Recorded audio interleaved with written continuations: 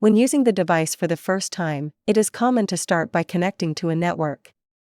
You can choose to connect via either Wi-Fi or a wired Ethernet connection. If there is no wired connection, the Ethernet icon will show as disabled. If a wired connection is available, you will need to go to the Settings menu, then to the Network Settings page, and enable Ethernet. To connect via Wi-Fi, simply tap the Wi-Fi icon to enter the Wi-Fi settings page. Remember to turn on the Wi-Fi function first before selecting a Wi-Fi network and entering the password.